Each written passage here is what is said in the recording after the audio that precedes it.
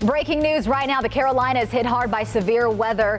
Thanks for staying with us, everybody. I'm Sarah French. And I'm Fred Shropshire. That system moving across our viewing area right now. And we've learned it's killed one person. Here's a live picture now from our Chevy Storm Tracker. There's a tornado watch in place for a big chunk of our viewing area. Here's a look at our first warn Doppler radar. You can see the system is making its way east. So far tonight, it's cranking out very strong winds and heavy rain. And take a look at these pictures into the newsroom in the past 30 minutes, showing the serious damage from that storm cell that caused the death in South Carolina. Tonight we have a team coverage keeping a close eye on the damage from the storm and its impact on the evening commute. Let's begin with Chief Meteorologist Brad Panovich. Yeah, the good news for some of us, the severe weather threat has gone down. The tornado watch has been canceled early for most of the metro area. We still have Chesterfield County in the watch and a severe thunderstorm watch for Anson, Stanley, and Richmond County. Those are likely going to be allowed to expire early or canceled ahead of time because the system is moving so quickly to the east. You see the leading edge of the storms heading towards the Sandhills right now, moving into areas around Richmond County, around Rockingham. Several severe thunderstorm warnings still in effect as that line continues to push to the east. It's the leading edge that is the biggest concern. On the backside,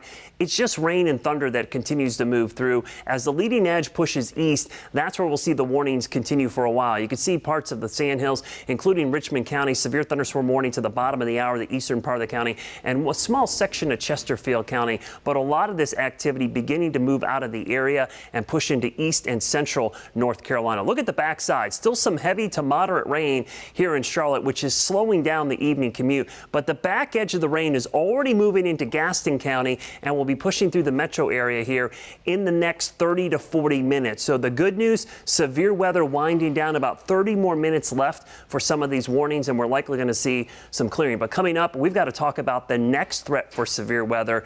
We're not done with this stuff this week just yet, Fred. Oh boy. All right, we'll check back in a few minutes. Thank you, Brad. All of that rain and wind he's talking about making the roads dangerous right now. NBC Charlotte reporter Mark Boyle out in our Chevy Storm Tracker getting a first-hand look at conditions. So Mark, where are you right now and how are things looking out on the roads? Very slow going, Sarah. This is West Tavola. Let me turn the camera around and show you. You can see right there. Well, a little raindrop. There's a better shot for you. You can see the traffic is at a dead stop at this intersection at North Falls and West Tavola, just south of the airport. This is the way it's been across the viewing area all day from South Carolina into North Carolina. We started to the south. We've now moved up north. This rain really started coming down heavily around 3:30 this afternoon. It picked up there for about an hour and a half or so, and then it continued to be a major problem. So you mix all that rain and you put that water on the streets, couple that with the rush hour commute, you are going to have a very slow process. We've seen a lot of tow trucks, a lot of stalled cars on the side of the road. Some people, in fact, just pulling over, putting on their hazards and waiting this storm out as it slowly moves out of the area. If you are expecting some family members to come home this evening, you can expect them to be delayed because this is the way it is across the Charlotte metro area as this storm continues to pour in our community. For now, reporting live in the Chevy Storm Tracker, I'm Mark Boyle. We'll send it back to you. All right. Thanks, Mark. Stay safe out there. We also have NBC Charlotte reporter Michelle Bowden keeping an eye on what's going on outside. And she joins us live now to pick up our team coverage. Michelle, where are you, first of all, and how are things looking? Hey guys, not so great where we are. Steady rain continuing to fall, heavy raindrops. We are in Mooresville, not far from the Langtree exit off of I-77 and Rocky River Road. I'm going to step out of the way and show you why we're here. We're at a private home. A tree fell around 4:45. I think you can see the tree there cracked in the distance. The problem is what it fell on. It fell on a 500-gallon propane tank. That propane, the gas inside, started leaking immediately. The fire department out here, the hazmat team out here, at this point they tell me there is no trouble. There are no evacuations from any of the homes nearby. They say for the most part the gas dissipated. They are right now though waiting on the gas company to help stop what's going on right now. They say obviously at this point you don't want to light a match anywhere around here, but for the most part they say it is under control. And again, no evacuations, but they say it is clear the storm did some damage here. That tree cracking in half, falling right on top of that tank. We're going to keep an eye on it right here. Reporting live now in Mooresville, Michelle Bowden, NBC Charlotte. Okay, Michelle, thank you to you and your crew. And so far, the storm being blamed for one death. Rachel Brown joins us now live from the newsroom with new information in the past 30 minutes. What do you know, Rachel? Yeah, just new information coming in from Union County, South Carolina. We have identified that victim who died as a result of this storm is 66-year-old Jason Matthews. The National Weather Service says Jason was in his mobile home when it flipped over, and because of several downed trees in the area, emergency responders had a tough time getting to him. Now, this happened on Eves Road near Whitmire Highway and the Tiger River, all happening before 4 o'clock this afternoon. And there are new pictures from the sheriff there in the Union County, South Carolina.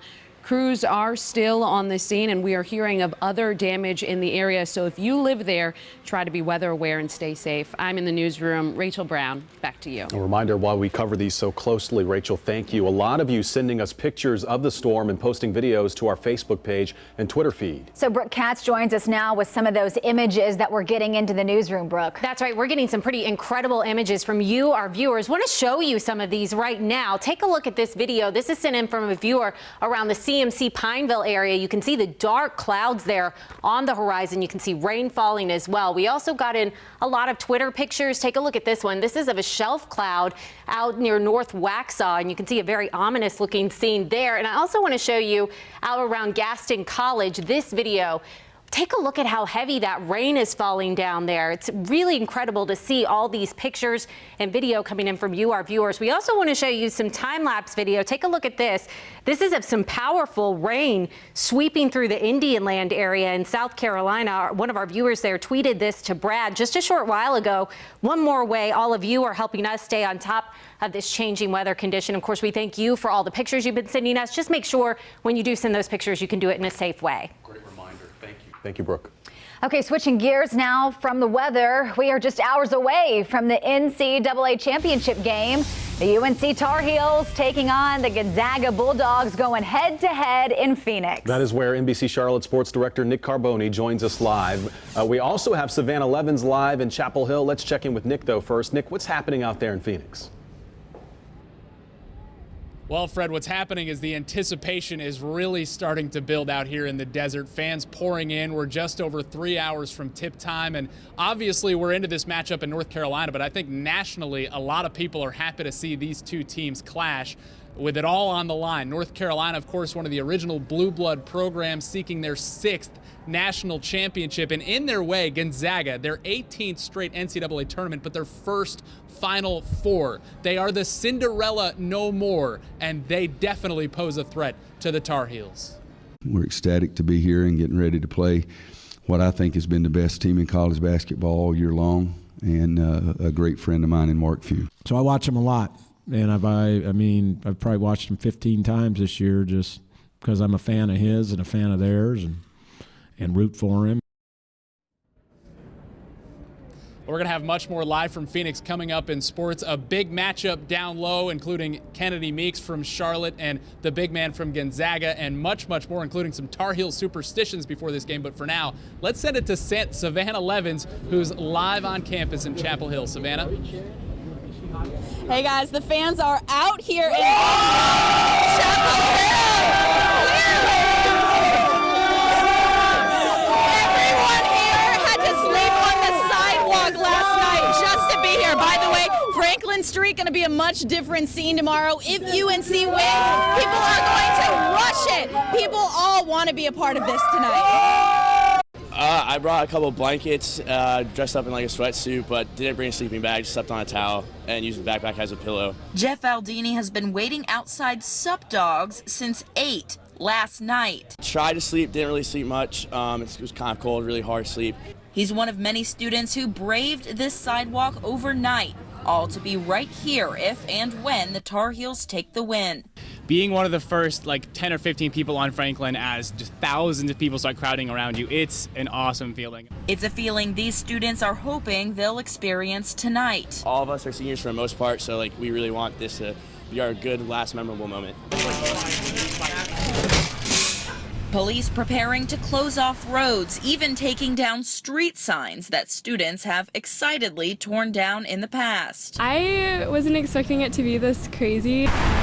As for what this strip will look like tonight, Let's go Tar Heels!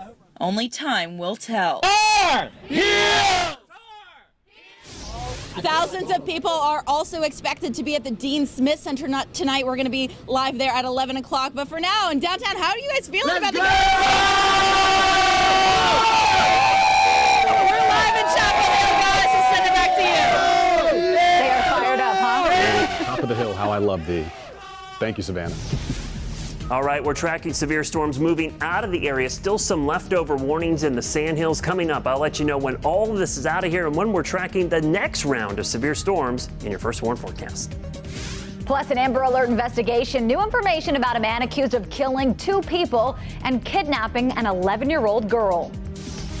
And before we go to break, here's another live look from our Chevy Storm Tracker. There's still a tornado watch out there in place for a lot of counties in North and South Carolina. After the break, Brad and Sarah will break down the timing on the storm.